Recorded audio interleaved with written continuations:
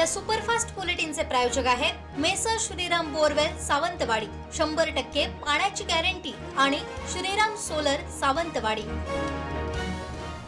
पंचायत समिती जिल्हा परिषद निवडणुकांची घोषणा करण्यात आली आहे। सिंधुदुर्ग, रत्नागिरी, रायगड जिल्ह्यांचा समावेश असून 5 फेब्रुवारीला मतदान तर 7 फेब्रुवारीला मतमोजणी होणार आहे। कणकवली नगरपंचायतीच्या उपनगराध्यक्ष पदाच्या निवडणुकीत भाजपचे उमेदवार राकेश राणे यांचा पराभव करत 10 मतं घेऊन सुशांत नाईक हे विजयी झाले। वेंगुर्ला उपनगराध्यक्षपदी भाजपचे सुहास गवंडळकर यांची बिनविरोध निवड झाली आहे। जिल्हा बँक अध्यक्ष मनीष तळवी यांनी अभिनंदन केलं। वेंगुर्ले समुद्रात अनधिकृतरित्या ट्रॉलिंग मासेमारी करणाऱ्या कर्नाटकातील नौका पकडण्यात आल्या आहेत। नौका तांडेलसह इतर 6 खलाशी होते। नौका जप्त करून वेंगुर्ला बंदरात आणण्यात आल्या। कोलजर ग्रामस्थांनी एल्गार छेडल्यानंतर खासगी जंगल क्षेत्रात झालेल्या बेकायदेशीर वृक्षतोडी प्रकरणी वन विभागाने दोघांविरोधात गुन्हा दाखल केलाय। घटनास्थळी रीतसर पंचनामा करण्यात आलाय। वेंगुर्ल्यातील शिरोडा परबवाडा इथं दिवसाढवळ्या घरफोडी करण्यात आली आहे। सोन्याचे दागिने आणि रोख रक्कम मिळून सुमारे 2.5 लाखांचा मुद्देमाल लंपास करण्यात आलाय। कणकवली उपनगराध्यक्ष पदाच्या निवडणुकीत विजयी होता सुशांत नाईक यांचं माजी आमदार वैभव नाईक यांनी अभिनंदन केलं। नगराध्यक्ष संदेश पारकर, शिवसेना कणकवली विधानसभा प्रमुख सतीश सावंत यांनीही त्यांना शुभेच्छा दिल्या। वेंगुर्ले नगर परिषद स्वीकृत नगरसेवकपदी माजी नगरसेवक प्रशांत आपटे, दाजू परब यांची निवड झाली आहे। वेंगुर्ला नगर परिषद निवडणुकीत महत्त्वपूर्ण भूमिका त्यांनी बजावली होती। भाजपचे युवा नेते विशाल परब, पत्नी वेदिका परब यांनी वेंगुर्ला नूतन उपनगराध्यक्ष सुहास गवंडळकर यांचं अभिनंदन केलंय। नगराध्यक्ष दिलीप गिरप, सर्व नगरसेवक आणि स्वीकृत नगरसेवक प्रशांत आपटे, दाजू परब यांचंही अभिनंदन करण्यात आलंय। तेंडुली गावठण येथील जिल्हा परिषद शाळा क्रमांक 8चं छप्पर कोसळल्याची घटना घडली होती। या घटनेची तात्काळ दखल आमदार निलेश राणेंनी घेतली आहे। त्यांच्या सूचनेनुसार शाळेच्या दुरुस्तीसाठी आवश्यक साहित्य शाळेजवळ दाखल करण्यात आलंय। 3 कोटींच्या कृत्रिम धबधब्याखाली कोण आंघोळीला जातं हे मंडू हरणे यांनी सांगावं। नेमका विकास कोणाचा झालाय हे थोड्याच दिवसात आम्ही बाहेर काढू, असा इशारा स्वीकृत नगरसेवक सत्यजित उर्फ बाळू पारकर यांनी दिला।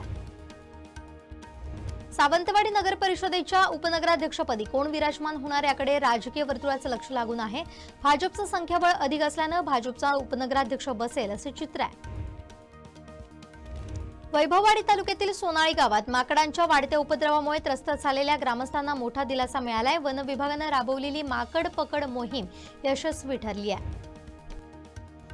सावंतवाडी आणि दोडामार्ग तालुक्यात सध्या परप्रांतीय धनदांडग्यांकडून जमिनी लाटण्याचं सत्र सुरू असतानाच कोलजर गावानं घेतलेला निर्णय ऐतिहासिक ठरलाय, असं मत सामाजिक कार्यकर्ते डॉक्टर जयेंद्र परुळेकर यांनी व्यक्त केलंय।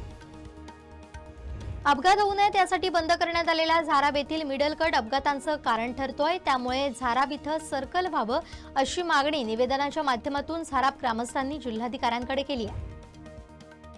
मुख्यमंत्री समृद्ध पंचायत राज अभियानाअंतर्गत सिंधुदुर्गातील विविध ग्रामपंचायतींमध्ये प्रचार आणि जनजागृतीचं ब्रँड अँबॅसेडर म्हणून काम करताना सिने अभिनेता पृथ्वी प्रताप यांनी लोरे नंबर 1 गावाला नुकतीच भेट दिली।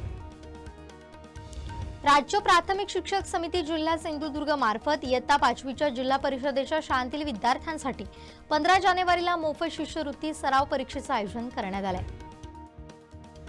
चिपळूण महामार्गावरील राधाकृष्ण नगर येथील मुत्तप्पन मंदिराच्या स्वागत कमानीच्या ठिकाणी खोल नाल्यात दुचाकीसह 3 जण कोसळून अपघात झाल्याची घटना घडली आहे। यामध्ये 3ही तरुण जखमी झाले असून त्यातील एकाची प्रकृती गंभीर आहे। संबंधित तरुणांना क्रेनच्या सहाय्याने बाहेर काढण्यात आलंय। ज्या जिल्ह्यात आरक्षणाची मर्यादा 50%च्या आत आहे अशाच ठिकाणी पहिल्या टप्प्यात जिल्हा परिषदेच्या निवडणुका होत आहेत। रत्नागिरी जिल्हा परिषदेचा देखील यात समावेश आहे। ताम्हिणी घाटात सिक्रेट पॉइंटकडे जाणाऱ्या रस्त्याशेजारी अनोळखी इसमाचा मृतदेह आढळून आला होता। घातपात असल्याचा संशय आल्यानं पोलिसांनी पुणे येथून आरोपी अनिकेत वाघमारे आणि तुषार उर्फ सोन्या पाटोळे यांना 24 तासाच्या आत अटक करण्यात आली आहे। राज्यपाल पुसापती अशोक गजपती राजू यांच्या सोमवारी विधानसभेतील अभिभाषणाच्या वेळी विरोधी पक्षनेते युरी आल्लेमाव यांनी बर्ज अग्नी तांडवाचा ज्वलंत विषय मांडला। त्यांच्यासह इतर विरोधी आमदारांनी हातात फलक घेऊन सभागृहात शेमशेमच्या घोषणा दिल्या। ठाकरे बंधूंची भाषा आणि जिहाद्यांच्या भाषेत आता काहीच फरक उरलेला नाही। राष्ट्रभक्त हिंदूंनी जागरूक राहून मतदानातून या प्रवृत्तींना धडा शिकवावा असं आवाहन मंत्री नितेश राणेंनी केलंय। भारत कोकिंग कोल या कोल इंडियाची उपकंपनी असलेल्या आयपीओला अखेरच्या टप्प्यापर्यंत जबरदस्त सबस्क्रिप्शन मिळाले। तिसऱ्या अंतिम दिवशी आयपीओला एकूण 141.90 पटीनं सबस्क्रिप्शन मिळाले। झोमॅटो, स्विगी, झेप्टो, ब्लिंकिट यांसारख्या क्विक कॉमर्सला केंद्र सरकारनं आपल्या धोरणातून 10 मिनिटात डिलिव्हरीचा पर्याय काढून टाकण्याचे आदेश दिले। ब्रह्मपूर येथील जेडी इन्स्टिट्यूट ऑफ फॅशन टेक्नॉलॉजीच्या विद्यार्थ्यांनी 6 फूट उंच पंतप्रधान नरेंद्र मोदी यांचे भव्य पोर्ट्रेट तयार केले। हे पोर्ट्रेट जुन्या आणि टाकाऊ कपड्यांपासून पूर्णपणे हाताने शिवून बनवण्यात आले।